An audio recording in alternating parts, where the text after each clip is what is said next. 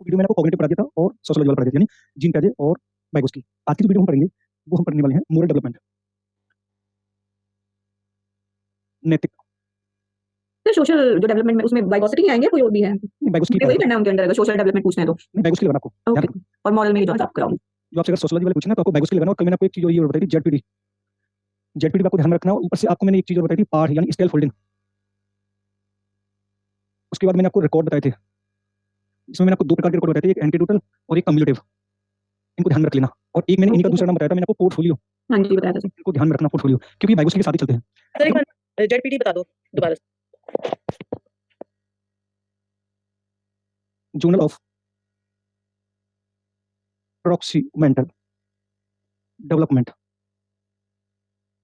उन्होंने ये कहा था समीपस्थ विकास का सिद्धांत।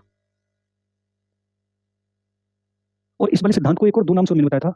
एक मैंने आपको बताया था सामाजिक विकास का सिद्धांत, और दूसरा मैंने आपको बताया सामाजिक सांस्कृतिक विकास का सिद्धांत। यानी आपको इतना ध्यान में रखना है कि मान लीजिए जब एक बालक का विकास होगा, जब एक बालक में जो विकास होगा, उस विकास में एक समाज भी महत्वपूर्ण भूमिका निभाएगा। एक समाज महत्वपूर्ण भूमिका निभाएगा, लेकिन उसके आधार पर उन्होंने जेडपीटी का अर्थ इस वजह से दिया था कि मान लीजिए यहाँ पर बच्चे का जन्म होने वाला है। यहाँ पर जन्म होने के बाद वो माता पिता के संपर्क में आएगा, फिर उसके बाद भाई बहन के संपर्क में आएगा, फिर उसके बाद पड़ोसी के संपर्क में आएगा, फिर उसके बाद समाज के संपर्क में आएगा, फिर उसके बाद मित्र मंडली के संपर्क में आएगा, फिर विद्यालय के संपर्क में आएगा, फिर उसके बाद मीडिया के संपर्क में आएगा। यानी जो एक बालक जिस व्यक्ति या जिस पर्सन के संपर्क में आएगा, उससे प्रत्येक भिन्न प्रकार का व्यवहार और सामाजिक विकास सीखेगा। ऐसा नहीं कि मान लीजिए माता पिता ने जो सामाजिक विकास सिखाया उसी को भाई बहन सिखाया, उसी को समाज सिखाए, या मित्र सिखाए, या विद्यालय सिखाए, या मीडिया सिखाए। समीपस्थ विकास का सिद्धांत ये कहलाता है, जेडपीडी ये कहलाती है कि जब एक बालक जिसके संपर्क में आ रहा है उससे उसी के जैसा व्यवहार सीख रहा है, वो उसका सामाजिक विकास कहलाता है। अब मान लीजिए ऐसा नहीं कि बालक एक समाज में गया, उसमें जैसा उसने सीखा उसी को दूसरे समाज में प्रयोग कर दी, ऐसा नहीं हुआ, क्योंकि प्रत्येक समाज का जो सामाजिक विकास है वो अपने अलग अलग तरीके से होता है। यानी जो बालक एक समाज में रहता है उसका विकास अलग होगा, और एक बालक जो अलग रहता है उसका विकास अलग होगा। उसको उन्होंने क्या नाम दिया है? जेडपीडी नाम दिया है।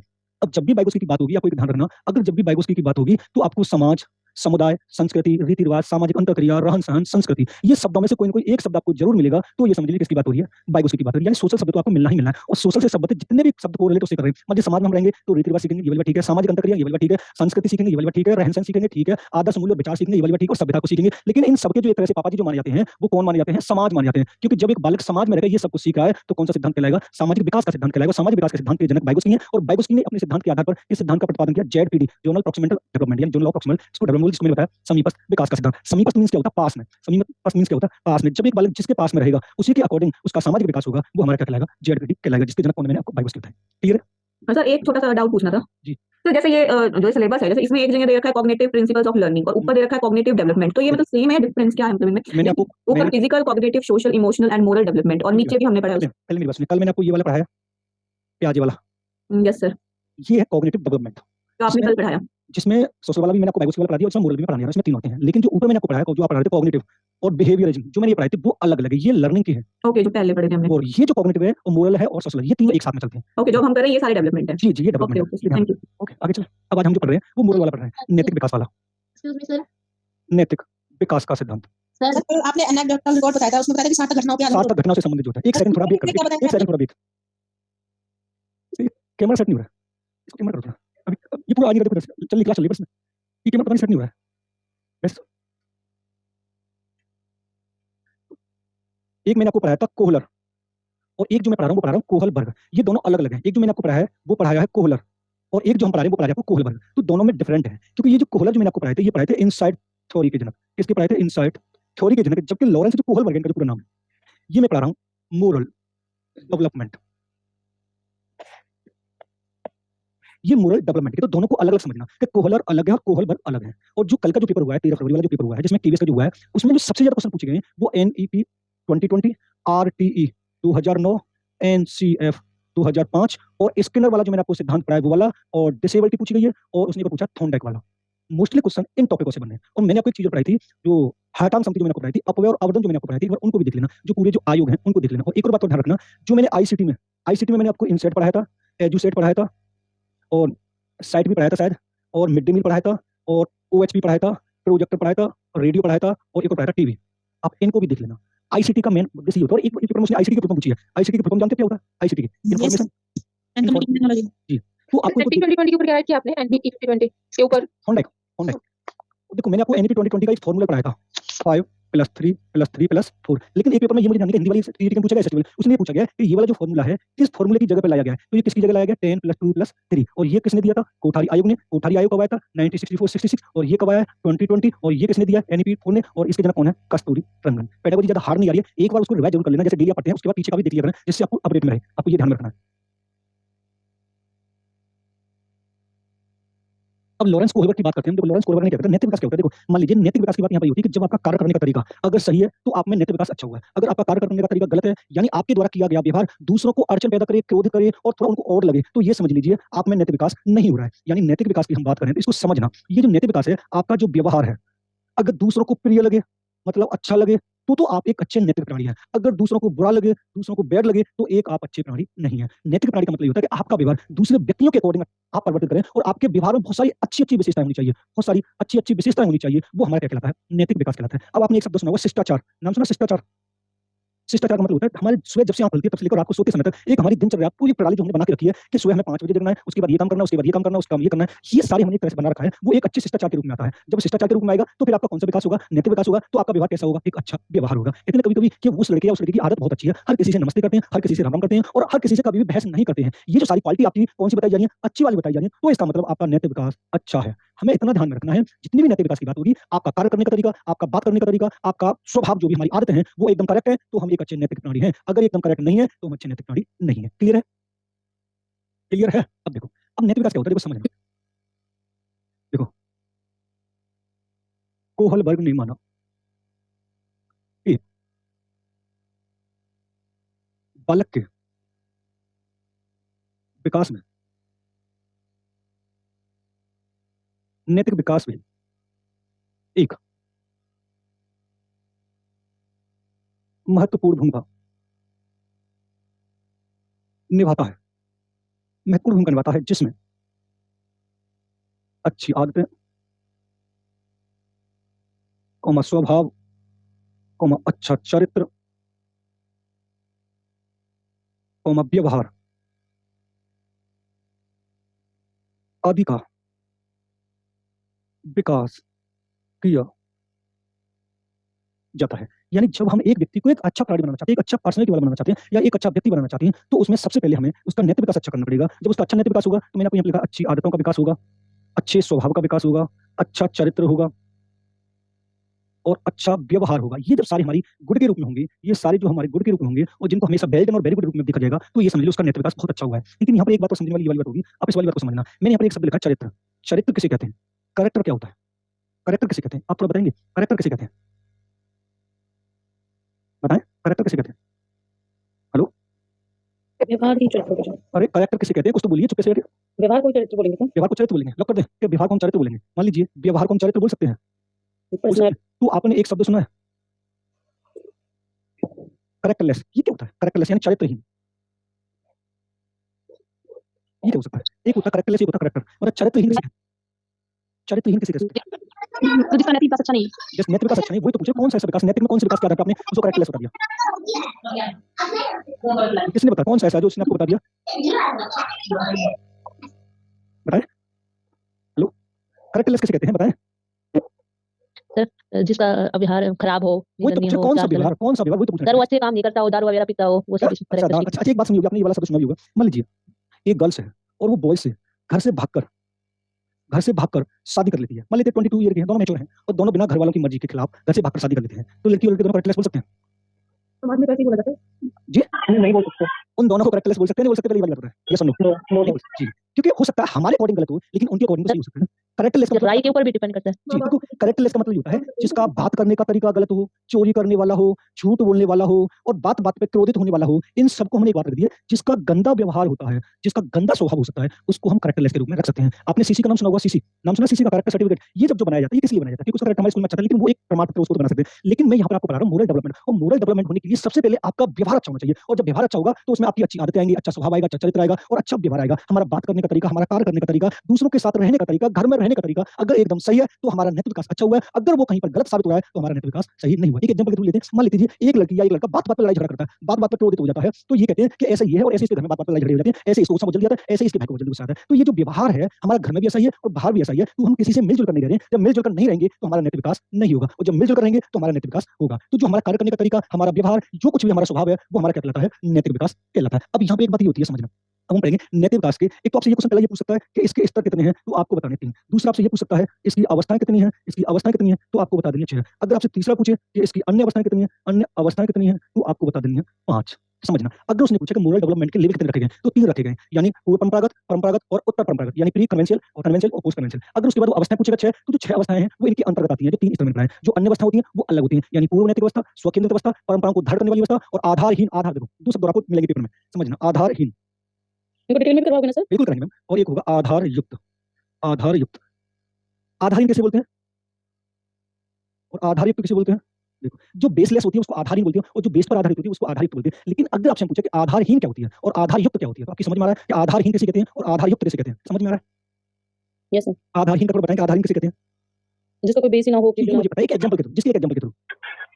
अच्छा देखो, मैं समझा रहा हूँ, समझना। देखो, जिसने एक एम बना के रखा है, जिसने एक गोल बना के रखा है, जिसने गोल बना के रखा है कि मुझे सिर्फ ये वाला गोल प्राप्त करना है, वो आधारयुक्त। अगर उसने गोल बना के रखा है कि मुझे हमेशा टीचर ही बनना है, चाहे कुछ भी हो जाए, और वो टीचर के सिवा वो किसी के भी एग्जाम नहीं देता है और किसी के फॉर्म नहीं डालता है, तो इसका मतलब उसका बेस पहले से बना रखा है, उसने पहले से गोल डिसाइड कर रखा है, वो कौन सा है? आधारयुक्त। आधारहीन क्या होता है? जिसका कोई एक निश्चित गोल ही नहीं है, जिसका कोई एक निश्चित गोल ही नहीं है और वो ये भी नहीं पता उसे कि बनना क्या चाह रहा है। जिसका फॉर्म आ जाता है उसी का फॉर्म फिल कर देता है, वो ये सोच रहा है कहीं न कहीं तो जॉब मिलेगी, तो कहीं न कहीं जॉब मिलेगी, उसका मतलब ये उसे खुद नहीं पता कि मैं क्या बनने वाला हूँ। अगर मान लीजिए एसएससी के फॉर्म आते हैं तो डाल देता है, नेट के फॉर्म आते हैं तो डाल देता है, टीचिंग के फॉर्म आते हैं तो डाल देता है, आईएएस के फॉर्म आते हैं तो डाल देता है, यूपीपीसीएस के फॉर्म आते हैं तो डाल देता है, बिहार पीसीएस के फॉर्म आते हैं तो डाल। मतलब ये है कि वो सरकारी रिजल्ट.com को हर टाइम चेक करता रहता है, जिसके फॉर्म निकले हैं उन्हीं को फिल करता रहता है। इसका मतलब उसका कोई बेस ही नहीं है, कोई बेसलेस है, यानी आधारहीन है। और जिसने पहले से ये गोल बना रखा है कि मुझे सिर्फ टीचर ही बनना है या यूपीएससी निकालना है या सीएसए नेट निकालना है या असिस्टेंट प्रोफेसर बनना है, जो उसने पहले से डिसाइड कर रखा है, वो उसी के आधार पर करिए, वो कौन सा कहलाता है? हमारा आधारयुक्त। क्लियर है? अब उसके बाद एक आता है परंपराओं को धारण करने वाली अवस्था, यानी जो ट्रेडिशनल जो हमारी परंपराएं हैं, आदर्श मूल्य हैं, उनको वो अपने व्यवहार में धारण करता हुआ दिखाई देता है। अब देखो, एक बात तो समझना, वो आपसे ये पूछ सकता है कि 3 स्तर कौन-कौन से होते हैं? देखो, मैं आपको पहले यहाँ पे बता दूँ। पहला वो पूछिए, आपसे बताना है पूर्व परंपरागत स्तर। दूसरा पूछेगा वो आपसे सर, परंपरागत। पूर्व परंपरागत और परंपरागत किसके पार्ट है? अभी बता रहा हूँ, ये जो नैतिक विकास के जो स्तर हैं, वो 3 है, अभी बता रहा हूँ। देखो, उत्तर परंपरागत स्तर, इसको बोलते हैं प्री कन्वेंशियल स्टेज या लेवल, इसको बोलते हैं कन्वेंशियल, और इसको बोलते हैं पोस्ट।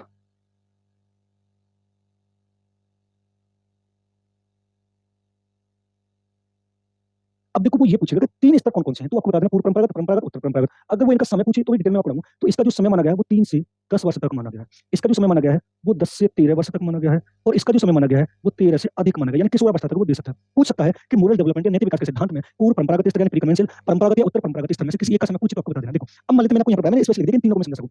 वो आपसे ये पूछते हैं कि जो नैतिक विकास के सिद्धांत हैं उसमें जो 3 स्तर है वो कौन-कौन से हैं? तो आपको बताना पूर्व परंपरागत और उत्तर परंपरागत। अब जो उसके बाद मैंने दूसरा पॉइंट जो लिखा है, दूसरा जो पॉइंट लिखा है वो लिखा है मैंने अवस्थाएँ। अब जो अवस्थाएँ जो 6 हैं वो कौन-कौन सी हैं कि 2 अवस्थाएँ इसके अंतर्गत आएँगी, 2 अवस्थाएँ अंतर्गत आएँगी और 2 अवस्थाएँ इसके अंतर्गत आएँगी। यानी 2 इसकी, 2 इसकी, 2 इसकी, टोटल कितनी होगी? 6। अब जो अन्य 5 अवस्थाएँ मानी गई हैं वो अलग मानी गई, जो मैंने आपको आधारहीन और आधारयुक्त और पूर्व नैतिक और स्वकेंद्रित वाली अवस्था मैंने बताई 5, वो अलग है। अब दोबारा समझना, मैं आपसे फिर भी कह रहा हूँ, समझना, समझ घुमा के पूछेगा। एक क्वेश्चन तो इसके कॉन्सेप्ट से पूछेगा कि मान लीजिए एक बालक में अच्छा व्यवहार नहीं कर रहा है, उसका कार्य करने का तरीका गलत है, उसका बात करने का तरीका गलत है, तो वो किस सिद्धांत को टारगेट कर रहा है? तो आपको बता देना नैतिक विकास के सिद्धांत को टारगेट कर रहा है। दोबारा समझने में एक चीज़ बता रहा हूँ। एक मैंने आपको पढ़ाया जीन पियाजे, समझना। एक मैंने आपको पढ़ाया जीन पियाजे और एक मैंने पढ़ाया आपको वाइगोत्स्की। एक जो मैंने आपको पढ़ाया ये पढ़ाया वाइगोत्स्की और नेक्स्ट जो मैं पढ़ा रहा हूँ आपको पढ़ा रहा हूँ कोहलबर्ग।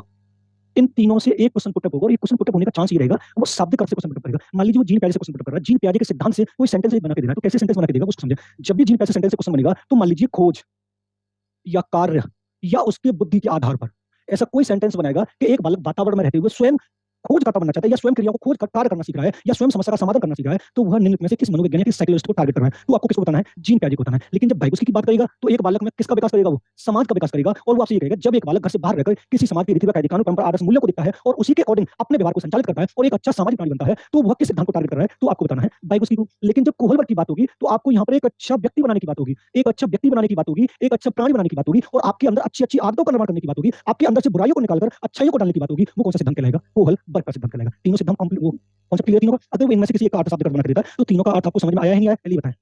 सर वाइगोत्स्की का दोबारा बताना। वाइगोत्स्की जब भी जितनी भी बात करेगा वो बालक को एक सामाजिक प्राणी बनाने की बात करेगा और वो विभिन्न समाज के रीति रिवाज कायदे कानून को सिखाने की बात करेगा कि आप किसी दूसरे की संस्कृति को सीखिए, किसी दूसरे के समाज को सीखिए, किसी दूसरे के रहन सहन को सीखिए। जो भी देखो एक बात बताऊं, ये समाज के अंतर्गत जितने भी कार्य होंगे समझ में नहीं आती लैंग्वेज रोशन की तो किसकी जैसे टेस्ट हुआ था टेस्ट में भी रोशन की लैंग्वेज समझ में नहीं आ रही थी लास्ट है। एक क्वेश्चन आपके पास, एक क्वेश्चन है अभी आपके पास।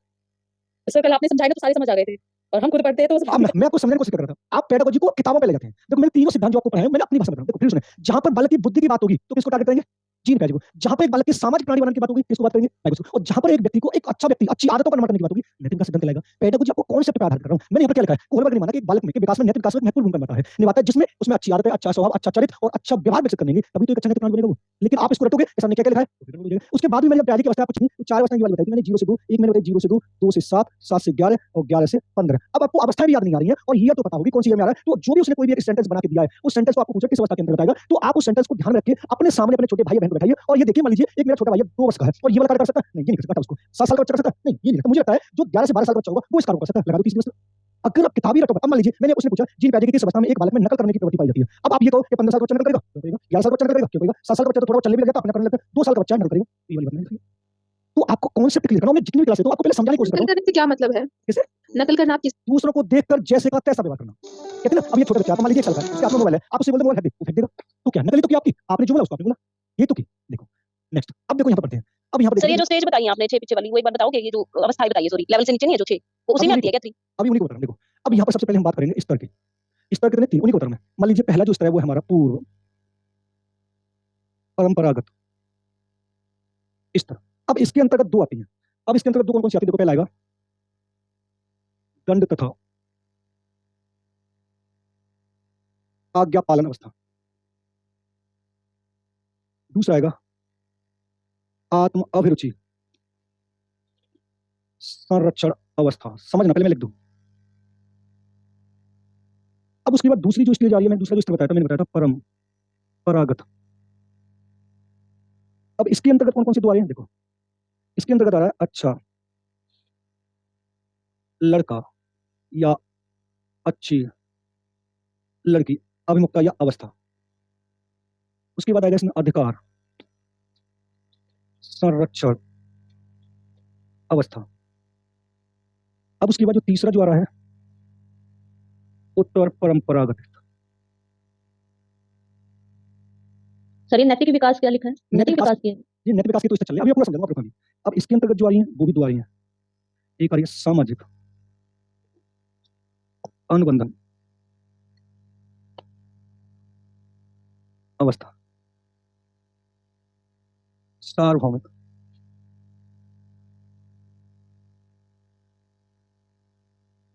इसका जो समय माना गया 3 से 10 वर्ष, इसका समय माना गया 10 से 13 वर्ष, इसका जो समय माना गया 13 से अधिक। इसको मैंने बताया था प्री कन्वेंशियल लेवल। इसको मैंने बताया था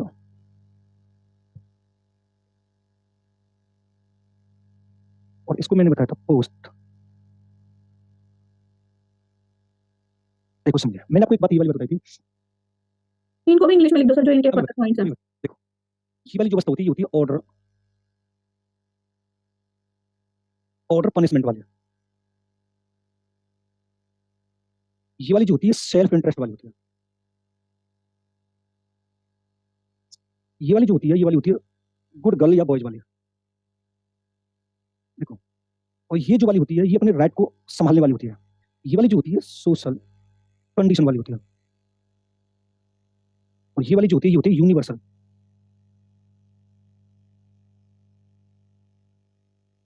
अब आपको समझना है, देखो सबसे पहली बात तो ये होगी कि ये तीनों स्तर आपको अलग तरीके से समझने हैं। ये जो तीनों स्तर हैं वो अलग अलग हैं तीनों, जो मैंने आपको अलग अलग बता दिए हैं। सर अधिकार संरक्षण से नीचे क्या लिखा है? सामाजिक ये वाला हाँ सामाजिक अनुबंधन सोशल कंडीशन होती है। देखो समझिए, मैं आपको एक बात बताने की कोशिश कर रहा हूँ। अब उसका मोस्टली जो क्वेश्चन पुट हो रहा है वो किस तरीके से हो रहा है, वो ये पूछेगा भिन्न बताइए या कौन सा स्तर नहीं है, कौन सा स्तर नहीं है नैतिक विकास का। समझना दिखाई दे रहा आप लोगों को? देखो पहला देगा वो पूर्व परंपरागत स्तर, दूसरा देगा उत्तर परंपरागत स्तर, तीसरा देगा पश्चिम परंपरागत स्तर, और लास्ट में देगा परंपरागत स्तर। वो इन 4 ऑप्शन को बनाएगा और ये पूछेगा निम्नलिखित में से कौन सा लॉरेंस कोहल वर्ग द्वारा बताया गया नेत्र विकास का लेवल या स्तर नहीं है। तो पहला ऑप्शन उसको देगा पूर्व परंपरागत स्तर, दूसरा कुछ नहीं, यानी जो मैंने आपको ये वाली बात बताई है कि ये जो मैंने 3 आपको लिखाए हैं, पूर्व परंपरागत स्तर और उत्तर परंपरागत स्तर, इन 3 के साथ में उसने एक ऑप्शन और बढ़ाया है, पश्चिम परंपरागत स्तर। अब वो ये पूछेगा परंपरागत स्तर, वो आपसे ये पूछेगा निम्नलिखित में से कौन सा लॉरेंस कोहल वर्ग द्वारा नेत्र विकास का स्तर नहीं बताया गया। तो देखो आपका दिमाग, अगर आपने पढ़ा है और आपको याद है तो आप राइट आंसर लगा देंगे कि पश्चिम परंपरागत नहीं बताया है, आपको बताया कि ये वाला परंपरागत नहीं बताया। लेकिन अगर मान लीजिए आपने नहीं पढ़ा है और आपकी बुद्धि किस तरीके से काम करेगी, जो हमारी जो इनसाइट थॉट मैंने बताया ना, अचानक से तुक्का से जो हमारा क्वेश्चन होता है, आपके दिमाग में क्या आएगी कि जब पूर्व है तो बाद वाला भी होगा, पश्चिम वाला भी होगा, यानी जब इसमें पूर्व दे रहा है तो पश्चिम तो साथ में चलना है। तो राइट आंसर आप इसको और इसको तो मानेंगे मानेंगे। अब आपको हटाना कौन सा है, तो आपका दिमाग चलेगा या तो उत्तर परंपरागत होगा या परंपरागत होगा। तो 90% आप ये परंपरागत स्तर को उठाएंगे कि मान लीजिए पूर्व है, पश्चिम और उत्तर भी हो सकता है, बीच वाला हो सकता है, तो हमारा क्वेश्चन इस तरीके से गलत हो जाएगा। जबकि हटाना कौन सा काम है, पश्चिम परंपरागत स्तर। लेकिन जब बच्चा इस क्वेश्चन को पढ़ता है तो उसके दिमाग में ये वाली बात आती है कि जब प्री है तो पास में होगा। और सर ये पोस्ट में लिखा ना आपने सेकंड पॉइंट जी सार्वभौमिक ये बता दो सार्वभौमिक क्या है ये यूनिवर्सल। मतलब अभी मैं पहले इधर समझा रहा हूं तो आप इधर समझना पहले, ये तो मैं बाद में समझाऊं। जो क्वेश्चन आने वाला है पहले उसको सर वो नोट कर रहे थे ना इसलिए नोट कर लिया, मना नहीं कर रहा। देखो ठीक है कोई बताएगा निम्न में से कौन सा ये आ नेत्र गया सर मेरे को समझ में चलो ये वाला आ गया, यस सर सबको आ गया। यस सर देखो, मुझे तो आ गया यस सर। ये इन 3 से लेकर चौथा जो ऑप्शन बना रहा है, मैंने आपको बताया वो कौन सा बना रहा है, वो पश्चिम परंपरागत स्तर को बनाना है। कौन सा बना रहा है, पश्चिम परंपरागत स्तर को बनाएगा, जो हमें नहीं लगाना है। हमें ये वाली बात ध्यान में रखनी है कौन सा स्तर बनाया कौन सा स्तर नहीं बनाया। अब समझते हैं इसमें। अब वो क्वेश्चन ये भी बना सकता है कि पूर्व परंपरागत स्तर के अंदर कौन-कौन से आते हैं, तो दंड तथा आज्ञा पालन अभिमुखता और आत्म अभिरुचि अभिमुखता। अब बात यहाँ पर समझते हैं कि दंड मींस क्या होता है और आज्ञा मींस क्या होता है। समझ मान लीजिए कोई छोटा बच्चा है, पहली बात तो ये कि यहाँ पर कोई नेत्र विकास की बात ही नहीं होगी, यहाँ पर बालक का नेत्र विकास बिल्कुल नहीं होगा। और इस वाली अवस्था में जब एक बालक में नेत्र विकास किया जाएगा तो उसके स्वास्थ्य से संबंधित होगा और उसकी इंद्रियों से संबंधित होगा। मान लीजिए कोई छोटा बच्चा आपके घर में, आप तो सही वाली बात बोलती है कि वो वाला मोबाइल उठा के लेना मेरा, या वो चार्जर को लेना, या एक गिलास पानी लिया, तो वो मना कर देगा, मैं नहीं लेके आ रहा। लेकिन अगर आप उसे थोड़ा बहुत लालच दोगे, ठीक है मैं तुझे चॉकलेट दूंगा लिया, तो 2 सेकंड में भाग कर जाएगा, तुरंत लेगा। अच्छा ठीक है मैं तुझे 2 रुपए दूंगा, तो वो तुरंत भाग के ले जाएगा।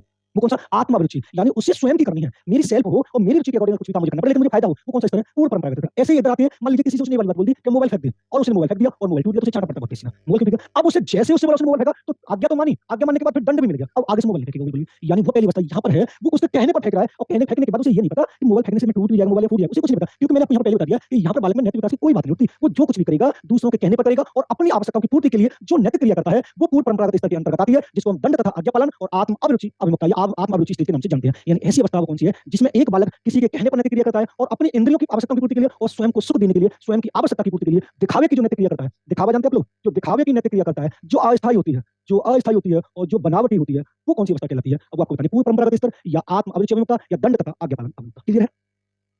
यस सर ये दोनों है सर या ये दोनों अलग-अलग हैं? अलग अलग है, तो इस स्तर के अंतर्गत इन दोनों स्टेज को रखा गया है। जो मैंने आपको लिखाया था कि नेत्र विकास की अवस्थाएं कितनी लिखाई थी मैंने, स्तर तो 3 बताए थे, अवस्थाएं कितनी लिखाई थी, 6 जो लिखाई थी वो 1 2 3 4 5 6। अब इन 6 स्टेज को इन 3 स्तरों के रूप में बांटा गया है। तो जो पूर्व परंपरागत स्तर है उसमें 2 स्टेज रखी गई है, परंपरागत जो स्तर है उसमें 2 स्टेज रखी गई है और उत्तर परंपरागत जो स्तर है इसमें 2 स्टेज रखी गई है। दोनों का अपना अलग-अलग कांसेप्ट है, 6 स्टेजों का अपना अलग-अलग कांसेप्ट है, अपना अलग-अलग अर्थ है। स्टेज में नेत्र विकास नहीं होता बच्चे का। इसमें हाँ जी। नहीं होगा, कहाँ नेत्र कहाँ जानता बच्चा भी, तभी तो ये वाली अवस्था रखी गई है। ये कह सकते हैं नेत्र विकास कम होगा।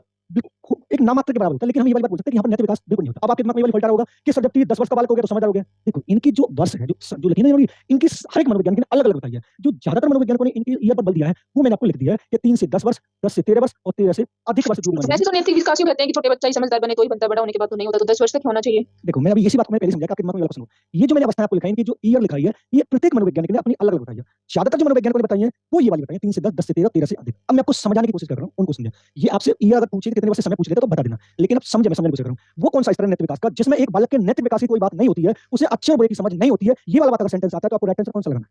अगर आपसे ये पूछे कि इस अवस्था में एक बालक में नेत्र विकास प्रारंभ हो जाता है और वो अपने आप को सही साबित करने की कोशिश करता है, वो कौन सा स्तर बनाना है। क्योंकि यहाँ पर मैंने एक स्टेज लिखा है अच्छा लड़का या अच्छा लड़की। जब आपसे ये पूछे कि नेत्र विकास की सबसे उच्च स्तर की अवस्था कौन सी है जिसमें एक बालक को समाज में एक अच्छा पद मिलता है और समाज के दायित्व को वो ग्रहण करता हुआ दिख रहता है और अपने व्यवहार से समाज को लाभ पहुंचाता है, वो कौन सा है।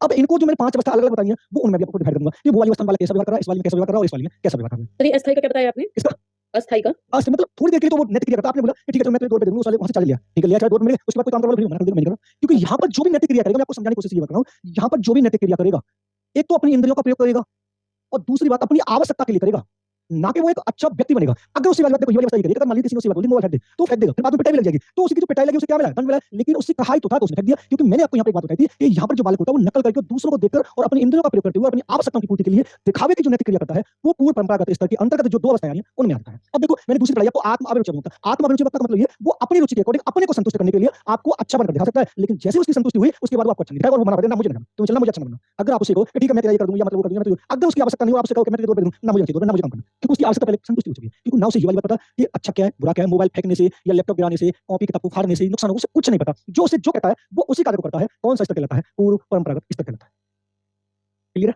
Yes sir. अब आते हैं दूसरे वाले पे। अब परंपरागत स्तर के अंतर्गत आते हैं, मान लीजिए आपने ऐसा कोई कार्य किया, जिससे आपके माँ-बाप को आप पर गर्व हो, तो आप एक अच्छा लड़का या लड़की बनकर दिखाएँगे। अब मान लीजिए आपको खुद पता है कि मैं पढ़ूँगी तो मेरी जॉब लगेगी या मैं पढ़ूँगा तो मैं 12th में पास होऊँगा। अगर मैं कोई अच्छा कार्य करूँगा तो मेरा एग्जाम्पल के थ्रू मेरे मम्मी-पापा का जो सर होता है वो बिल्कुल गर्व से ऊँचा होगा। जब ये वाली बात आएगी तो इसका मतलब आप एक अच्छा लड़का और एक अच्छा लड़की हैं। यानी आपके अकॉर्डिंग आपके मम्मी-पापा का सम्मान बढ़े तो इसका मतलब आप एक अच्छे संतान हैं, एक अच्छी औलाद हैं। लेकिन आपकी वजह से आपके मम्मी-पापा का सर नीचे हो, उनका सम्मान गिरे तो आप एक अच्छे वो संतान औलाद नहीं है या अच्छा लड़का लड़की नहीं है। अब उसी के आधार पर मैं दूसरी पढ़ी थी अधिकार संरक्षण होता यानी आपको अपने राइट्स पता है, अपने अधिकार पता है कि हमें सही क्या लग रहा है, गलत क्या लग रहा है। अब मान लीजिए देखो एक बार समझना। देखो, मान लीजिए ये घर है, आपका समझना और इस घर में आप बड़े हैं, उसके बाद 2 भाई आपके छोटे-छोटे, आप बड़ी बहन हैं सबसे। सर वो तो किसी दिख नहीं रहा है। देखो इधर आते हैं, मान लीजिए ये आपका घर है और इस घर में मम्मी, पापा और आप 3 भाई-बहन हैं, इसमें बड़ी बहन है और आपके 2 छोटे-छोटे भाई हैं। अभी आपको ये नहीं पता कि घर को कैसे चलाते हैं, कोई मतलब नहीं, मम्मी-पापा अपना आराम से चला रहे हैं। बिल्कुल आपको ये भी ना पता कि सुबह-शाम जैसे घर में क्या खाना बनना, क्या नहीं बनना है, घर को लॉक कैसे रखना है, सफाई कैसे करनी है, आपको कोई आइडिया नहीं। आपको पता है मेरे ऊपर मेरे मम्मी-पापा हैं, लेकिन 2 दिन के लिए आपके मम्मी-पापा बाहर जाते हैं। आपके मम्मी-पापा 2 दिन के लिए बाहर जाते हैं और आपसे ये कहकर जाते हैं कि घर का ध्यान रखना। बस इतना कहकर गए कि घर घर का ध्यान रखना। अब इतना कहके वो चले जाते हैं, आप घर में बड़े हैं और आपके अंडर में 2 आपके 2 छोटे-छोटे भाई हैं। अब जो आप पूरी ज़िम्मेदारी वो जो निभाओगे, वो किसकी निभाओगे? मम्मी-पापा की। आपको पूरा समझा के नहीं गए, बस आपको इतना बता के गए कि घर का ध्यान रखना। अब आप सुबह जगोगे, छोटे भाइयों के लिए नाश्ता बनाओगे, पूरे घर की सफाई करोगे, पूरे घर को लॉक करके रखोगे, एक कमरे में सबको बैठा के रखोगे, बाहर के किसी व्यक्ति को आने नहीं दोगे और कोई ऐसा व्यक्ति जो वस्तु या कोई भी ऐसी चीज़ या पैसा कुछ कभी उसको बाहर नहीं निकालोगे। तो ये सारी बातें आपके मम्मी-पापा बता के गए थे या आपको पता है अपने अधिकार कि मेरे बड़े होने का अधिकार मेरे घर में मेरी जगह जब आएगी तो मुझे कैसे-कैसे निभाना है। ये वाली बात आपको पता है या आपके मम्मी-पापा सिखा के गए थे? पता है। ऑलरेडी हमको भाई जिस स्टेज में हम खड़े हुए हैं, उस स्टेज को हमें नैतिक विकास के आधार पर अच्छा करना है और जब हमने पूरे घर को मेंटेन कर रखा, तो हम कैसा बन के दिखाए उनको? अच्छी लड़की बन के तो दिखाया था या फिर आपने पूरा घर खोल के रख दिया, आइए सब लोग हमारे घर में खेल रहे हैं, सब कुछ सामान इधर से उधर बिखरा हुआ है। तो क्या आप एक अच्छी लड़की बन पाएँगे? नहीं बन पाएँगे। लेकिन आपने उस घर को मेंटेन करके रखा, जब मम्मी-पापा आए तब आपने उसको पूरा पूरा बता दिया कैसे था, तो आप कैसे बन के दिखाएँ? अच्छा लड़का या अच्छा लड़की। अब मान लीजिए आपने कहा कि मैं उसमें एडमिशन लेना चाहता हूँ या 12th में एडमिशन लेना चाहता हूँ, 11th में एडमिशन लेना चाहता हूँ, तो एडमिशन तो मम्मी-पापा दिला देंगे, लेकिन पढ़ना और पास तो आपको स्वयं ही करना है। अगर आपको ये लगता है कि मैं मम्मी-पापा की नज़र में अच्छा होना चाहता हूँ, तो आप पढ़ के पास कर लेंगे। अगर आपको कोई मतलब नहीं है कि मुझे अच्छा लड़का नहीं बनना है, तो फेल हो जाएंगे। तो आपको अपने अधिकार तो ऑलरेडी पहले से पता है ना, आप अपने अधिकारों को बचाव तो कर सकते हैं। जब अपने अधिकारों को बचाव करके उनको बनाए रखेंगे, तो आप एक अच्छा लड़का या लड़की बन जाएँगे। क्लियर? आप जब देखो अगर इस वाली स्टेज की बात होगी, तो ये वाली स्टेज आपके कार्यों के आधार पर आपको एक अच्छा प्राणी बनाने की पूरी तरह से कोशिश करेगी। एक अच्छा प्राणी बनाने की कोशिश करेगी, अच्छा लड़का या लड़की बनाने की कोशिश करेगी और आपको अपने अधिकारों को सुरक्षित रखने का पूरी रूप से समर्थन करेगी।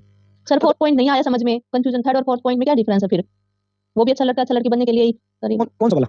3rd और 4th पॉइंट सर नहीं आया। थर्ड वाला पॉइंट तो ये वाला पॉइंट ये वाला करेगा जब आप कोई ऐसा कार्य करते हैं जिससे आपके मम्मी-पापा का सम्मान बना रहे, तो आप एक अच्छा लड़का बनेंगे। लेकिन जब आप एक अच्छा कार्य करेंगे तब जब आपको अपने कार्य के प्रति सजगता होगी, जिसको नाम दिया गया अधिकार संरक्षण, जिसको आपको अपने राइट्स तो पता हो कि कौन सा कार्य हमें सही लग रहा है, कौन सा कार्य गलत लग रहा है, ये तो आपको पता हो।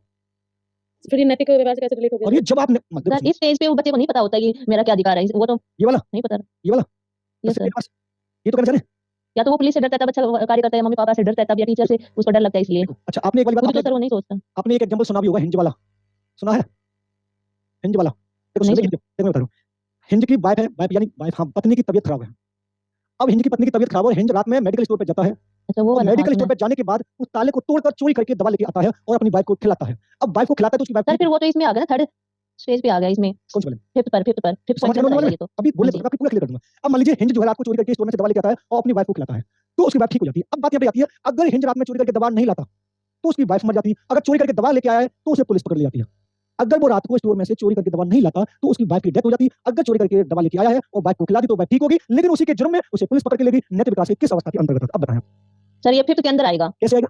5th के अंदर ही नैतिक आते हैं सर। अरे देखो उसमें यहाँ पर तो वो सामाजिक कन्वर्जेंस सामाजिक की बात हो रही है। यहाँ तो पूर्ण रूप से एक तरह से वो पूर्ण सामाजिक नैतिक प्राणी बन ही चुका है। यहाँ पर कोई भी कार्य करेगा तो समाज को ध्यान में रख के करेगा और मेरे कार्य करने से समाज को कोई भी नुकसान ना हो, वो ये हेटेरोसेक्स वाली अवस्था कहलाएगी। लेकिन जब हम यहाँ की बात कर रहे हैं, अगर वो वाइफ को दवा नहीं खिलाता तो वाइफ मर जाती, लेकिन वाइफ को दवा खिलाने के लिए चोरी करनी पड़ी, तो यहाँ पर कौन सी समाज में चोरी कहाँ से करेगी? सर अधिकार संरक्षण में आएगा। मैं आपको समझाने की कोशिश ये कर रहा हूँ कि जब वो इस स्टेज से गुजरेगा, आप इनको भूल जाए, ये जो मैं इनको भूल जाए, आप समझने की कोशिश कर रहा हूँ, ईयर के अकॉर्डिंग नहीं पूछेगा। ईयर तो जो वर्ष है जिनका समय वो तो अलग-अलग होता है। मैं आपको इनका कॉन्सेप्ट बनाने की कोशिश कर रहा हूँ और ये जो मैं पॉइंट लिखे हैं ये वाले, ये जो पॉइंट लिखे हैं, ये आपके नैतिक विकास की विशेषता लिखी है कि जब एक बालक अच्छा और लड़की और लड़का बन के दिखाएगा, तो वो कौन-कौन से कार्य, कौन-कौन सी नैतिक क्रिया करेगा, तब जाकर अच्छा लड़का बनेगा। मान लीजिए आप चोरी करते हैं, तो मैं आपको अच्छा लड़का बोल सकता हूँ? आप चोरी करते हैं, बोल सकता हूँ? सर चोरी तो की उसने चोरी अच्छे के लिए की है। अब हाँ, अब आई ना, मैं समझाने की कोशिश तो कर रहा हूँ। अब इसने जो चोरी की है, तो यहाँ पर अच्छे के लिए किया आपके अकॉर्डिंग, लेकिन पुलिस के अकॉर्डिंग तो गलत है ना। तो अब वो यहाँ पर वो अधिकार आपने जाना था कि अगर मैं अपनी वाइफ को दवा नहीं लेके आता, तो वो मर जाती। तो उसके अधिकार पता थे और यहाँ पर वाइफ के लिए उन्होंने अच्छा बन के दिखाया, लेकिन वहाँ पर चोरी की। तो वो ये कह रहा था कि वहाँ पर अगर हिंज दवा नहीं लाता, तो नैतिक विकास की किस अवस्था के अंतर्गत आता? तो वो इस वाली अवस्था के अंतर्गत या परंपरागत स्तर की अवस्था के अंतर्गत आता। मैं आपको समझाने की कोशिश कर रहा हूँ, आपके द्वारा किया गया ऐसा कोई कार्य जिससे माता-पिता का जो सीना वो सारे गर्भ से ऊँचा हो, वो कौन सी अवस्था कहलाती है? अच्छा लड़का या लड़की। अब देखो मैं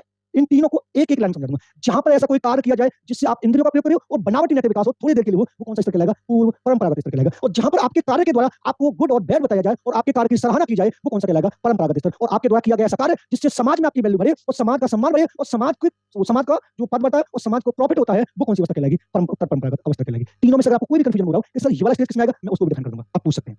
मतलब सेकंड वाले में तो जो भी होगा वो अपने लिए होगा और हाँ। थर्ड वाले में सोशल समाज के लिए। बिल्कुल, हाँ।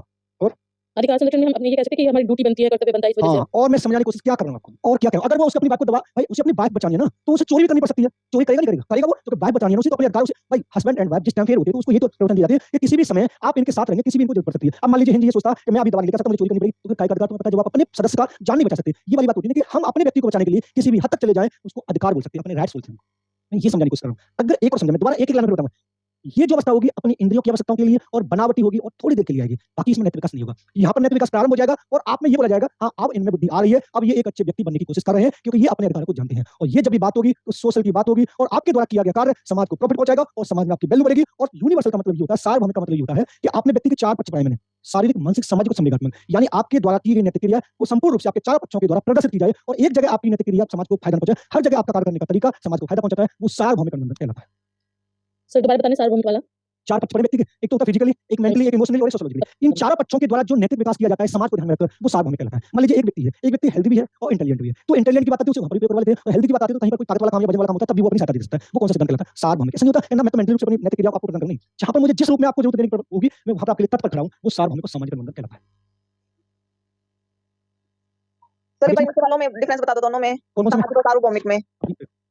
ये दोनों सेम है। ये सार्वभौमिक का मतलब ये हो जाता है कि जो व्यक्ति के चारों पक्ष हैं, फिजिकली, मेंटली, इमोशनली और सोशियोलॉजी, इन चारों के द्वारा समाज को ध्यान में रखकर जो नैतिक क्रिया प्रदान की जाती है, जो नैतिक क्रिया की जाती है, जिसके द्वारा समाज को प्रॉफिट होता है, वो सार्वभौमिक या सामाजिक अनुबंधन अवस्था कहलाती है। और नैतिक विकास की सबसे उच्च स्तर की अवस्था इसको माना जाता है उत्तर परंपरागत स्तर को माना जाता है, जो मैं अभी लिखने वाला हूं। अब और समझ में आएगा, देखो देखो समझ।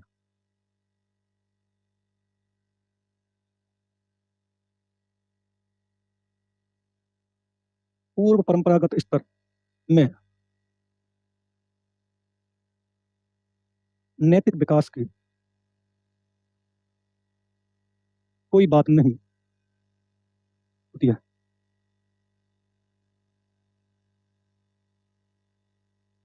इस अवस्था में एक बालक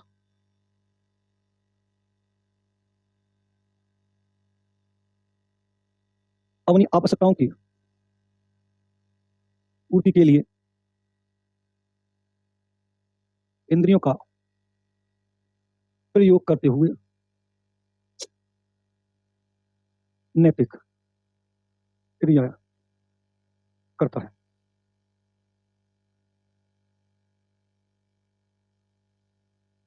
परंपरागत स्तर में बालक का नैतिक विकास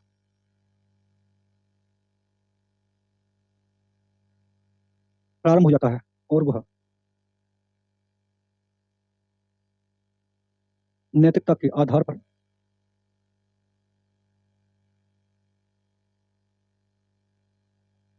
अच्छा लड़का या लड़की बनकर दिखाता है।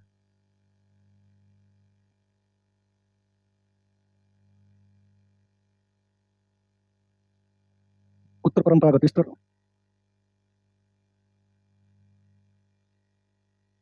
नैतिक विकास की सबसे उच्च स्तर की अवस्था है। इसमें वह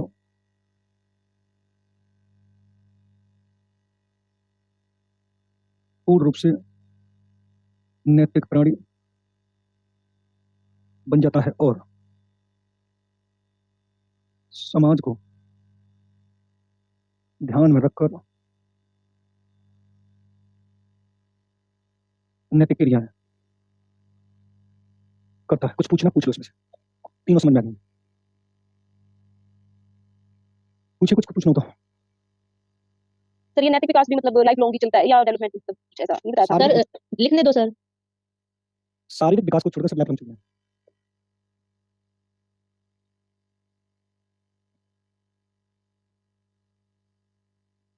सर सिलेबस कब कंप्लीट होगा? उससे जल्दी हो जाएगा। आगे चले? सर प्लीज कुछ क्वेश्चंस दे दिया करो हमें पीडीएफ में या कैसे भी। ओके, आगे चले? No sir. सर जब आप क्वेश्चंस करवाते हो ना उसी चीजें ज्यादा क्लियर होती है, जैसे आपने टेस्ट करवाया तो उससे हमें बहुत ज्यादा बेनिफिट हुआ है। चलो एक देख लेंगे, टेस्ट करवा देखेंगे। सर आप क्वेश्चन की हाँ तो डेली कर लेते हो लेकिन देते नहीं हो। अब चले आगे? साथ साथ ही करा Yes, दिया sir. करो सर क्वेश्चन तो हमारे ना। सर एक मिनट रुको। चले आगे? देखो अब आती है हमारी अन्य अवस्थाएं, जो मैंने आपको अन्य अवस्थाएं बताई थी।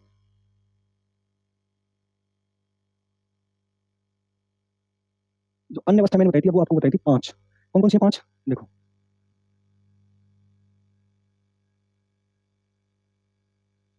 पूर्व नैतिक अवस्था,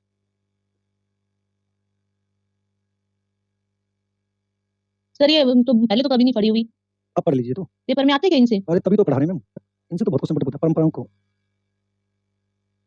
धारण करने वाली अवस्था,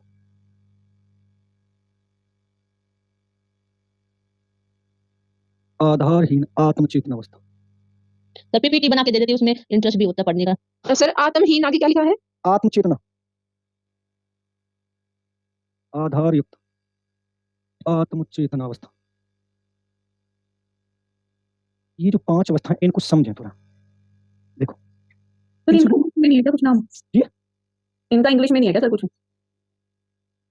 इसको बोलते हैं प्री मोरल स्टेज, इसको बोलते हैं सेल्फ सेंटर स्टेज। देखो जो ट्रेडिशनल जो होती है हमारी, जो परंपराएं जो होती हैं उनको होल्ड करके रखना, जो ट्रेडिशनल जो परंपराएं जो हमारी होती हैं, जो आदर्श जो मूल्य होते हैं उनको अपने में बनाए रखना, वो कहलाती है परंपराओं को धड़ करने वाली। ये होती है बेसलेस, सर ये हिंदी में क्या लिखा है? ये लास्ट आत्म आधारयुक्त नहीं, आधारहीन आत्मचेतना। आत्मचेतना अवस्था, और ये होती है बेस्ड। ये होती है, देखो समझने में समझने की कोशिश करना। हम पहली वाली स्टेज को पढ़ रहे हैं, पहले मैं लिख रहा हूँ। देखो इस अवस्था में बालक के नैतिक विकास की कोई बात नहीं होती है, उसे अच्छे और बुरे की समझ नहीं होती है। आप लोग सीरियल देखते हैं? Serial, yes sir. वो वाला सीरियल देखे, साथी वाला, पर साथ साथ में वाला साथिया, यस सर। देखा है सर। उसमें 2 देखे, गोपी और राशि। Yes sir. देखा है सर। उसमें जो गोपी बहू लैपटॉप दे देती है, यस सर। हाँ देखा है सर। ये वाली अवस्था है पूर्व नैतिक अवस्था। पर सर उसकी तो उम्र आपके बहुत दिमाग में ये वाली बात आ रही है, उसकी तो एज ज्यादा है। Yes sir. क्योंकि मैं आपको जब से मैंने लेक्चर स्टार्ट किया तब से मैं आपको एक ही बात समझाने की कोशिश कर रहा हूँ कि यहाँ पर हम बात किसकी कर रहे हैं, नैतिक। और हमारा जो कार्य करने का तरीका और व्यवहार करने का तरीका बिल्कुल गलत है। हमें यही समझ में आ रहा है कि हम सही कर रहे हैं कि गलत कर रहे हैं, तो क्या नैतिक विकास होगा? मैं आपको ये समझाने की कोशिश कर रहा हूँ। आपका कार्य, आपका व्यवहार, आपका स्वभाव, आपकी आदतें अगर दूसरों से मेल खाती है, दूसरों को नुकसान नहीं पहुंचाती है, तो आप एक अच्छे नैतिक प्राणी हैं। अगर आपके द्वारा किया गया कार्य दूसरों को हानि पहुंचा रहा है, तो इसका मतलब आप बिल्कुल नैतिक में नहीं है, आप एक अनैतिक प्राणी है। बस मैं आपको ये समझाने की कोशिश कर रहा हूँ। नैतिक विकास की कोई बात नहीं होती, उसे अच्छे बुरे की समझ ही नहीं हो रही है, तो नैतिक विकास कहां से होगा? जब वो लैपटॉप धोती है तो उसे ये नहीं पता कि लैपटॉप धुलता है या नहीं धुलता है, जो आपसे उसने बोल दिया उसने काम कर दिया, तो आपको अच्छे और बुरे की समझ नहीं है। वो कौन सी अवस्था कहलाएगी? पूर्व नैतिक अवस्था। बस अब फिर दोबारा समझें, नैतिक वाला जब भी आप क्वेश्चन पुट करेंगे तो एज को अलग रख देंगे, यानी हमें एज को नहीं लगाना है, हमें उसके कार्य करने के तरीके और व्यवहार को लेके आना है। फिर उसके अकॉर्डिंग वो जिस तरीके का व्यवहार कर रहा है उसको उस वाली स्टेज में रखना है। मैंने अभी जो ये वाला जो लिखा था, ये वाला जो मैंने लिखा है, ये किसने लिखा है? ये मैंने आपको समझाने के लिए लिखा है। और तीनों के तीनों जो सेंटेंस लिखे हुए हैं वो व्यक्ति के कार्य करने पर, उसके व्यवहार पर, उसके स्वभाव पर, उसकी आदतों पर लिखे हुए हैं, ना कि एज पर लिखे हुए हैं। बस आपको ये समझना है। नैतिक प्राणी कभी-कभी आपने देखा छोटा बच्चा बड़ा सेंसिटिव होता है, हर किसी से नमस्ते करके लिखा है। उसको मैंने एग्जांपल आपको ये वाली बात बताई थी कि रितेश देशमुख के जो दोनों बेटे हैं, जनरल सूजा के छोटे-छोटे, लेकिन अब भी वो जब भी बाहर निकलते हैं तो हर किसी से हाथ जोड़ के नमस्ते करते हैं। लेकिन अगर किसी और के बच्चों को देखोगे, आप अमेरिका के बच्चों को देखोगे, शाहरुख खान के बच्चा आपने देखा होगा, आर्यन जो अभी ड्रग्स के केस में पकड़ा गया, तो ड्रग्स के केस में पकड़ा जा रहा है, ड्रग्स ले रहा है, तो क्या वो नैतिक प्राणी है? बताएं आप, नैतिक प्राणी है वो? नहीं है ना। लेकिन उनके छोटे बच्चों एक अच्छे नैतिक प्राणी है। तो वहां पर हमें एज नहीं रखनी है, वहां पर हमें एज नहीं रखनी, वहां पर व्यक्ति का कार्य करने का तरीका, उसका देखने का नजरिया, उसका व्यवहार करने का तरीका, उसको ध्यान में रखकर मोरल डेवलपमेंट को हमें लगाना है। क्लियर है? आप इसको चलते हैं स्व केंद्रित अवस्था को। देखो इस अवस्था में एक बालक अपनी आवश्यकताओं की पूर्ति के लिए नैतिक क्रियाएं और इंद्रियों का प्रयोग करता है। एक बार इसको पढ़े, न समझ में पूछे हमसे, मेरे दूसरा सेंटेंस क्या लिखा है? तो नैतिक क्रियाएं कौन सी होती हैं? अभी तक यही ना पता चला नैतिक क्रिया कौन सी होती हैं? अच्छा व्यवहार, अच्छी आदत, अच्छा व्यवहार, अच्छी आदतें, अच्छा कैरेक्टर, अच्छा स्वभाव, नैतिक क्रिया है। और यहाँ पर देखो, यहाँ पर मैंने क्या लिखा है? क्या लिखा है? स्व। जब आप अपनी आवश्यकता की पूर्ति के लिए दूसरों को अच्छा बन के दिखाएं, वो कौन सी अवस्था कहलाएगी? स्व सर केंद्रित। एक बच्चे को बोला जाता है कि आप क्लास में अगर फर्स्ट आओगे तो आपको साइकिल या फोन दिलाया जाएगा, तो हाँ। ये किसमें है? और वो बच्चे फिर फर्स्ट भी आते हैं, अब तो ये कौन सी किसमें अवस्था? ऑप्शन इन वाले में से होता है, किसी और में से होता है? है? हाँ, इन वाली में से। देखो, एक आपने सुना होगा, अगर क्लास का सबसे झगड़ालू छात्र है, आप उसको मॉनिटर बना दो, एकदम से सुधर जाएगा। अगर क्लास का सबसे ज्यादा आतंकवादी बच्चा, वो कोई क्लास को डिसिप्लिन में नहीं रखता है, आप उसको उस क्लास का मॉनिटर बना दो, उसको स्वयं जिम्मेदारी पता चलेगी क्या होगा। अब वो ये सोचेगा, मैं क्लास का मॉनिटर बन गया, भाई कोई उधम नहीं बचेगा, मैं उधम किसी को मचाने दूंगा, उससे गर्मा मिल गया। अब उसकी आवश्यकता की पूर्ति होगी जो वो चाह रहा था, कौन सी अवस्था? और उससे पहले नैतिक क्रिया करते ही नहीं था, उसे पता ही नहीं था नैतिक क्या होता है। देखो, दो चीज बताती है, समझना। मान लीजिए आपको अपनी क्लास में क्लास को मेंटेन करना, आपकी क्लास बहुत सारी बातें कर रही है, बहुत तेज बातें कर रही है, और आप उन बच्चों से जाके कहते हो चुप हो जाओ, चुप हो जाओ, तो आप बिल्कुल भी बच्चे चुप नहीं होंगे। इसके दो रीजन होते हैं, आप दो तरीके अपनाना, 5 सेकंड में पूरी क्लास चुप हो जाएगी। अगर आपकी क्लास है, आप क्लास लेने जा रहे हो, बच्चे बात कर रहे हैं, आप चुप नहीं हो रहे, तो आप जाएं और स्टेज पर खड़े होकर मुश्किल से 10 सेकंड बिल्कुल चुप होकर उनकी तरफ ऐसे देखते हैं, हर किसी की तरफ ऐसे, बोलना नहीं किसी से जाके। जिस स्टूडेंट की आप नजर पड़ेगी वो दूसरे को तुरंत सजेस्ट कर दे, चुप हो जा, सब देख रहे हैं। 5 या 10 सेकंड में आपकी पूरी क्लास साइलेंट हो जाएगी। दूसरा तरीका, मान लीजिए आपकी क्लास ज्यादा बात कर रही है और आप जाकर उनसे ये वाली बात बोलते हो कि चुप हो जाओ, तो आपकी नहीं सुनेंगे। आप एक बार में तेज आवाज में बोल दें कि ठीक है आप जल्दी से बात कर लीजिए, फिर हम पढ़ेंगे। 5 सेकंड होंगे, क्लास आपकी चुप हो जाएगी। वो क्या कहलाएगा? ठीक है, उन्हें जो आवश्यकता चाहिए उसके तरीके में उनको समझाना, ये पेडागोजी कहलाता है, ये साइकोलॉजी कहलाता है। अगर साइकोलॉजी आपको लगाना है, दूसरे के व्यवहार के अकॉर्डिंग अपने व्यवहार को प्रदर्शित करिए, सही हो जाएगा। आप चल रहे हैं उत्तर दिशा में, वो चल रहा है पश्चिम दिशा में, तो कहां से समझना है, ये हमें ध्यान रखना है। एक और बात, मान लीजिए आपने किशोरावस्था का नाम सुना होगा। किशोरावस्था में जो बालक होता है वो हर चीज में बढ़ चढ़ के भाग लेता है, हर चीज में बढ़ चढ़ के भाग लेगा। इसका मेन कारण ये होता है कि वो अपने आप को नंबर 1 दिखाने की पूरी कोशिश करता है कि इस समाज में और इस गांव में और इसने जो व्यक्ति इन समय सारा काम कर सकता हूं, वो मैं कर सकता हूं, मेरे सिवा कुछ नहीं कर सकता। मान लीजिए एग्जांपल के तौर पे लेते हैं, जल्दबाजी होता है यहाँ पर, सबसे ज्यादा जल्दबाजी। मान लीजिए एक कोई शादी हो रही है, अब ये शादी जो हो रही है, तो इस शादी में किशोरावस्था वाला जो बालक बढ़ चढ़कर भाग लेगा, ये काम करवा, वो काम करवा, ये करवा, वो करवा। मान लीजिए पूरे गांव की निगाहों के उसमें नजर में आ जाएगा, जो हमारे बुजुर्ग व्यक्ति होते हैं कि लड़का बड़ा अच्छा है, लेकिन शादी खत्म होते होते होते वो कोई ना कोई ऐसा कांड कर जाएगा जल्दबाजी में, तो फिर पूरी शादी में वो दिखाई नहीं देगा। मान लीजिए दही का भगोना फैला गया, दही फैला गया, सब्जी का भगोना फैला गया, या कोई ऐसा कांड कर गया, यानी कौन कर गया? वो बालक। यानी ये जो किशोरावस्था होती है, वो अपने आप को शो ऑफ कराने के लिए, अपने आप को अच्छा दिखाने के लिए जो नैतिक क्रिया करता है, कौन सा? स्व केंद्रित अवस्था कहलाती है। अब यहाँ पे एज वाली बताएगी कि साहब अब कभी तो किशोरावस्था बता देते हो, कभी कुछ बता दिया। मैं फिर भी यहाँ पर एक पॉइंट कहूंगा, जो भी कार्य मैं यहाँ पर आपको समझा रहा हूँ, सिर्फ इसके आधार पर समझा रहा हूँ आपको।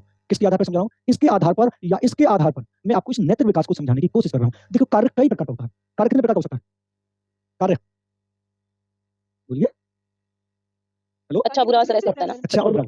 अब मान लीजिए आप एक अच्छा कार्य कर रहे हैं, और वो भी कार्य समाज को ध्यान में रखकर कर रहे हैं, वो भी कार्य समाज को ध्यान में रखकर कर रहे हैं, तो नैतिक विकास की किस अवस्था के अंतर्गत आ जाएगा? वो पहुंच जाएगा सर, सामाजिक उत्तर परंपरागत या सामाजिक अनुबंध, सार्वभौमिक अनुबंध बन जाएगा। लेकिन ऐसा कार्य जिससे आपके मम्मी पापा को फक्र महसूस हो रहा है, तो वो कौन सी वाली पहुंच जाएगा? परंपरागत। सेकंड वाली में और परंपरा ऐसा कार्य जिसमें सिर्फ आपकी संतुष्टि हो रही है, वो कौन सी पहुंच फर्स्ट जाएगा? मिली कार्य तो एक ही था, व्यक्ति एक ही था, व्यवहार चेंज हो गया। अब उस व्यवहार को हम कितने तरीकों से देख रहे हैं, वो हमारा क्या कहलाता है? बस मैं आपको ये समझाने की कोशिश कर रहा हूं। अब मान लीजिए कभी कभी हमें कहते हैं ना उपद्रव करना पड़ेगा। देखो, एक बात तो ध्यान रखना, समझना। आतंकवादी का नाम सुना है? आतंकवादी, यस सर जी सर पुलवामा अटैक भी तो हो रहा था आज के दिन। देखो आपने देखा मोस्टली जो बच्चे होते हैं ना आतंकवादी जो बनते हैं, मोस्टली जो बनते हैं वो व्यक्ति होते हैं जो एकदम इंटेलिजेंट होते हैं, साइंटिस्ट होते हैं, एकदम गॉड गिफ्टेड होते हैं। कैसे बनते हैं? मान लीजिए इनका आईक्यू है हाई बिल्कुल लेवल का, लेकिन इनके आईक्यू के अकॉर्डिंग इनको शिक्षा नहीं मिल पा रही है, इनकी संतुष्टि नहीं हो पा रही है, इनके सवालों का जवाब नहीं मिल पा रहे हैं, फिर इनके दिमाग में हीन भावना आ जाती है कि अब मेरा कुछ नहीं होने वाला। फिर उसके बाद वो आगे जाके कोई ऐसा यदि हथियार तो अच्छा समाज नहीं मिला होता। बिल्कुल। अब मान लीजिए क्या इनकी आईक्यू को सही दिशा मिल जाती है तो क्या ये आतंकवादी बनते हैं? नहीं बनते। अगर इनके कार्य को सही दिशा प्रदान कर दी जाए तो क्या ये मतलब आतंकवादी नहीं बनते? क्योंकि जो हमारे कार्य है अगर सही दिशा में लेंगे, अगर गलत दिशा में लेंगे। अब इसका एक और एग्जांपल सुने। मान लीजिए एक बच्चा हमारे घर में, वो बहुत नोटी है, बहुत, ये समझ लो इधर से उधर, 1 मिनट में इधर, 1 मिनट में उधर, 1 मिनट में उधर, पूरे घर को एक तरह से ऐसा बना देता है, पूरा मैदान, पूरा सामान बिखर देता है। अब जो उसकी जो फुर्ती लिया, अगर इसको हम सही जगह पे लगा दें तो घर भी बच जाएगा, वो भी अच्छा बन जाएगा और उसकी एनर्जी भी सही दिशा में जाएगी। हमने क्या किया? उसके 2 ट्यूशन लगा दिया, ट्यूशन के जस्ट बाद उसके डांस क्लास लगा दी और उसके बाद एक खेल क्लास लगा दी। जो घर में उसकी एनर्जी थी उसको दोनों दिशाओं में सही दे दिया ना। अब उसे डांस में भी इंटरेस्ट आने लगा और खेल में भी इंटरेस्ट आने लगा और वो पूर्ण रूप से एक नैतिक बन गया। कार्य तो था, कार्य को सही दिशा तो दिया, सही दिशा दे दी तो कैसे बन गया? अच्छे नैतिक प्राणी बन गया। और कार्य को गलत दिशा दे दी, अब मान लीजिए दोनों कंडीशन समझे। मान लीजिए वो डांस में नहीं गया, अभी खेल में नहीं गया, उससे पहले वो घर में ताबड़तोड़ इधर से उधर कर रहा है और कोई आपका पड़ोसी आ जाता है और वो आपसे पूछे कि किसने फैला दिया, किसने कर दिया? कि मेरा बेटा करता है। तुम्हारा बेटा बड़ा खराब है, बिल्कुल नैतिक प्राणी नहीं है, गलत बता दिया। अगर इसी दिशा को वहां पे लगा दिया डांस क्लास में उसने पुरस्कार जीत लिया, किसने? तुम्हारा बेटा बड़ा अच्छा है, अभी से इतना सब कुछ सीखने लग गया। कार्य तो वही था ना, लगाया तो अलग अलग दिशा में है ना। उसी को हमने क्या नाम माना है? नैतिक माना है। हमारा कार्य करने का तरीका, हमारा बात करने का तरीका, हमारा व्यवहार करने का तरीका, हमारा स्वभाव, हमारा कैरेक्टर अगर दूसरों को लॉस पहुंचाए, दूसरों को नुकसान पहुंचाए और दूसरों को क्रोधित करे तो हम नैतिक प्राणी नहीं है, और दूसरों को हम प्रिय लगे हम नैतिक हैं। ये तो बात समझ रहे हो? क्लियर है? सर ये जो आपने पूर्ण नैतिक अवस्था बताई है ये पीछे वाले की तरह नहीं है सेम बिल्कुल सेम ही है। अच्छा अच्छा तो ऑप्शन दोनों चेंज ऑप्शन एक ही आएगा, एक ही आएगा। ओके समझ में आ रहा है? देखो अब इसको चलते हैं, अब इसको समझना।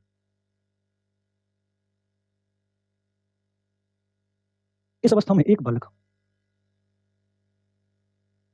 किसी समाज के रीति रिवाज, परंपराएं, आदर्श, मूल्य और संस्कृति को धारण करता हुआ देखा जाता है और उसका नैतिक विकास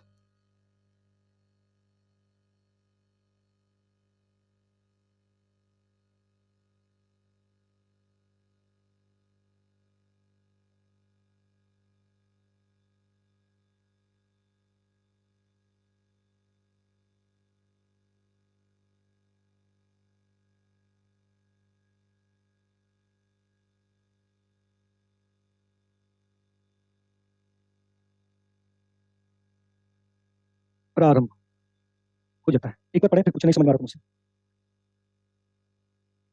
पूछें? अभी समझाता हूँ, पांचों को फिर इसको लिख लेते हैं। देखो, इस अवस्था में बालक के नैतिक विकास का कोई आधार नहीं होता है। इसमें उसका व्यवहार परिवर्तनशील होता है। इसको देखें, यह नैतिक विकास की उच्च अवस्था है। इसमें एक बालक पूर्ण रूप से नैतिक प्लस सामाजिक प्राणी बन जाता है। एक बार इनको पढ़ लो, न समझ में पूछ मुझसे। सर जी। सर वो जो 4 थी पहले वाली और ये जो 5 है इनमें बहुत ज्यादा डिफरेंस तो नहीं है। नहीं देखो, मैं वही तो समझाने की कोशिश कर रहा हूँ। वो स्तर और अवस्थाएं थी, मैंने यहाँ पर अन्य अवस्थाएं पढ़ाई हैं। अगर यहाँ से क्वेश्चन पुटअप होगा तो ऑप्शन यहाँ से बनेंगे, अगर वहां से पुटअप होगा तो ऑप्शन वो बनेंगे। ऐसा नहीं होगा कि ये भी ऑप्शन बन जाए वो भी ऑप्शन, ऐसा नहीं होगा। आप इस बात को ध्यान में रखें। Okay sir, okay. लेकिन जब मोस्टली यहाँ से क्वेश्चन पुटअप होता है ना, वहां से फैक्चुअल क्वेश्चन पुटअप होगा कि इनमें से कौन सी क्या है, या पूर्व परंपरागत स्तर के अंदर कौन सी है, कौन सा उसका नैतिक विकास का स्तर नहीं है। लेकिन यहाँ से जो मैंने लिखा है ये कॉन्सेप्ट के आधार पर क्वेश्चन पुटअप करेगा, समझ के आधार पर क्वेश्चन पुटअप करेगा कि इसमें से कौन सा क्या होगा, कौन सा क्या नहीं होगा। आपको ये ध्यान में रखना है। सर ये लास्ट सर ये आधारहीन वाले कौन सी आधारहीन? देखो, आधारहीन में मैंने उसने वाली बात बोली है कि इस अवस्था में बालक के नैतिक विकास का कोई आधार नहीं होता। मतलब कभी तो वो अच्छा बन के दिखाता है, कभी नहीं दिखाता, क्योंकि परिवर्तनशील व्यवहार है। कभी तो आपकी बात मान लेगा, कभी नहीं मानेगा। आज वो आपसे बोलेगा ठीक है, आज के बाद वो स्मोकिंग करता है, मतलब खाता है, बीड़ी पीता है, सिगरेट पीता है, ड्रिंक करता है। आज उसे कसम खिलाई गई कि तुझे पापा की कसम, मम्मी की कसम, इसकी कसम, आज के बाद तुझे विद्या की कसम, किताबों की कसम, उस मानेगा ठीक है, आज के बाद मैं स्मोकिंग को हाथ नहीं लगाऊंगा। 2 दिन सही, 3 दिन फिर करने लग गया। कोई आधार नहीं है, मानेगी ना, कभी करना क्या चाहता पता ही नहीं चला, कभी हाँ कभी ना, कभी कुछ, क्योंकि कैसा व्यवहार है उसका, परिवर्तनशील व्यवहार है। वो आपको समझना। लेकिन ये उच्च स्तर की अवस्था है, पूर्ण रूप से सामाजिक और नैतिक प्रणाली होता है। और इस वाली अवस्था में व्यक्ति समाज को ध्यान में रखकर समाज को ध्यान में रखकर नैतिक क्रिया करेगा। कई बार क्वेश्चन पूछा गया, निम्न में से नैतिक विकास की सबसे उच्च स्तर की अवस्था कौन सी? आधारहीन। कौन सा पूर्ण रूप से समाज को नैतिक प्राणी बनाता? आधार युक्त। अगर आपसे पूछे कौन सी ऐसी है जिसमें कोई बेस नहीं, आधारहीन। अब ये वाली जो मैंने लिखा है इस अवस्था के बाद किसी समाज के रीति रिवाज, परंपराएं, आदर्श, मूल्य और संस्कृति को धारण करता हुआ दिखाता है। मतलब उसके दिमाग में वाली बात बताते हैं। और कुछ लोग गांव के होते हैं, समाज के लोग कहते हैं हाँ अब तो ये सुधर रहा है, अब तो हर किसी से प्यार से बात करता है, किसी से नमस्ते करता है, किसी से राम करता है। ये सारी बातें दिखाई दे रही, हाँ ये सुधर जाएगा। अब तो पढ़ता भी है, हमने देखा तो पढ़ता भी है और फालतू भी नहीं घूमता है, अब किसी से ज्यादा बात भी नहीं करता, मोबाइल नहीं चलाता। ये सारी बातें भी देखी जा रही है, ठीक है, देखा जाता है। वो कौन सी है?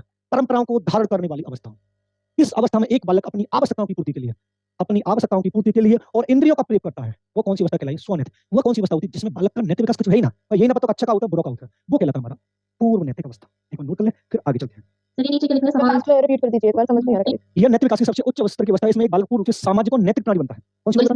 है सर समाज के नैतिक और सामाजिक प्राणी बनता है। नीचे पॉइंट के नीचे सर, ये वाली बतानी मुझे, ये वाली इससे इधर सर, लेफ्ट में ये वाला ये समाज को ध्यान में रखकर नैतिक क्रिया करेगा, वो कौन सी अवस्था कहलाएगी? आधार युक्त अवस्था कहलाएगी। जिसमें परिवर्तनशील व्यवहार होगा, वो कौन सी अवस्था कहलाएगी? जिसमें इंद्रियों का प्रयोग करेगा, वो कौन सी अवस्था कहलाएगी?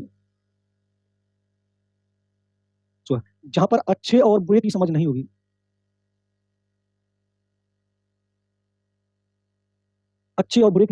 वो कौन सी होगी? पूर्व नैतिक अवस्था। जीन पियाजे, वाइगोत्स्की और कोहलबर्ग, इनमें से कुछ पूछ सकते हैं मुझसे। तो जीन पियाजे का बताया था आपने कि बुद्धि से रिलेटेड ही मतलब क्वेश्चन होंगे, तो एक दो को बता दो।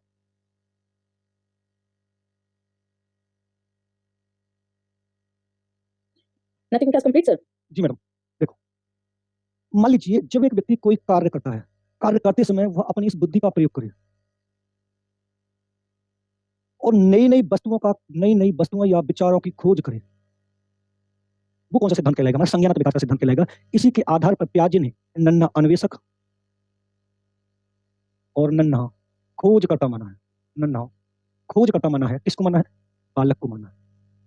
और मैंने एक सेंटेंस ये वाली बात बताई थी कि संज्ञानात्मक विकास के सिद्धांत में पियाजे ने ये बात बोली थी, कि बालक की बुद्धि उसके कार्यों के द्वारा प्रदर्शित की जाती है।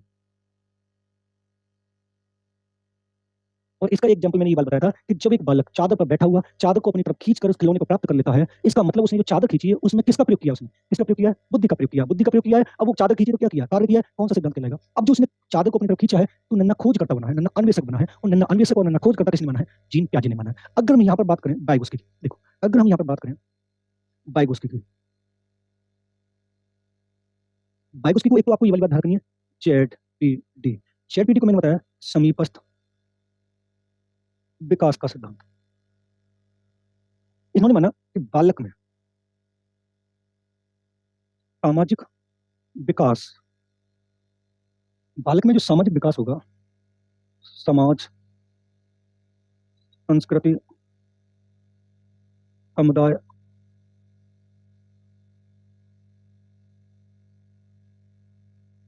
रहन सहन,